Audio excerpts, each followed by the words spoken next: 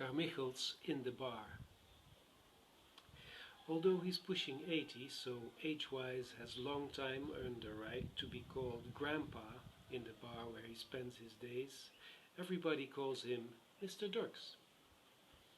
He's poor, unwashed and an alcoholic, but even on late afternoons, when too many entering customers said, "And another one for Mr. Dirks," still has an air that inspires awe.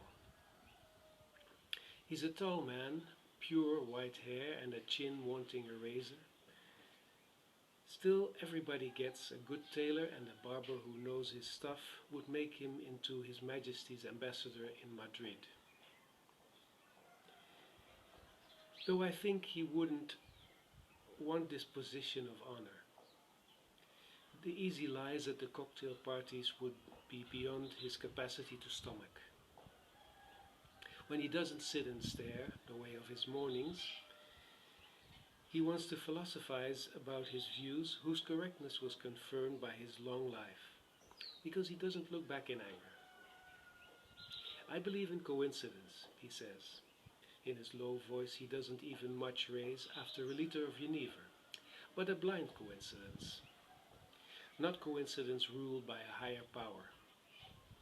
God is made up by poor people who work and slave but meantime think, "One day we'll be allowed to go to an expensive seaside hotel where we can put everything on tab and we only have to snap our fingers to have the choicest stuff."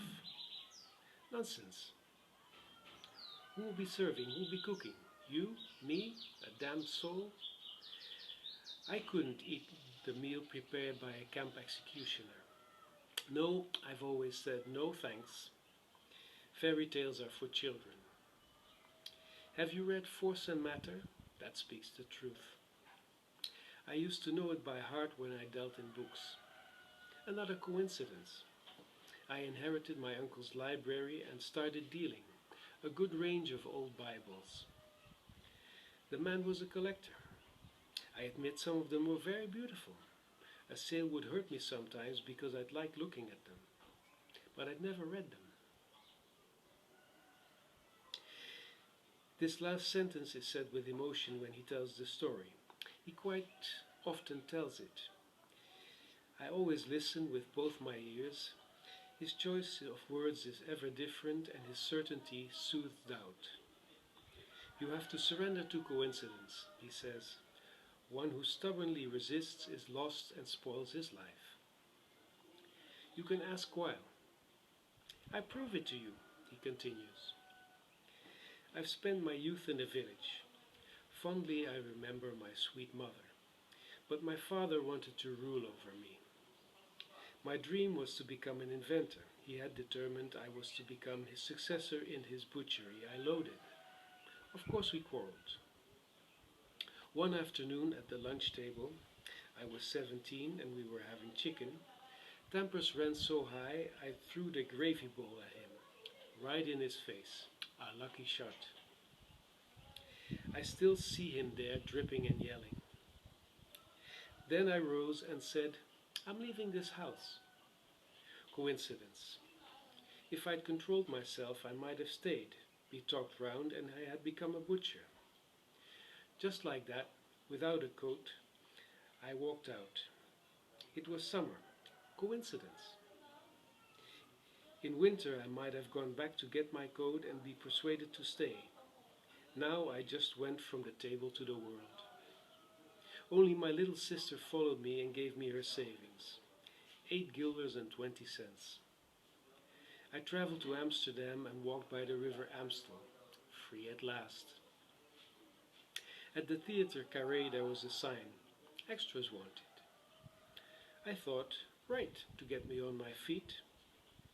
The doorman said I was to knock upstairs, second door on the left at the general manager's office.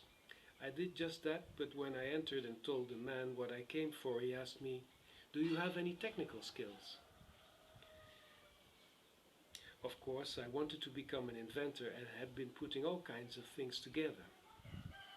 "Then you're hired on a trial basis," he said. He was the stage master, waiting there for the general manager. Coincidence. Had I knocked 5 minutes before or after, I might have been an extra for some weeks. But fate chose, so I spent 14 years in the theatre carré, running the big shows unfortunately unheard of today, making the sun rise and set with my self-made contraptions, running a speeding train at the audience through a mountainous landscape till the people were scared. It was a nice chunk of life, and coincidence wanted it.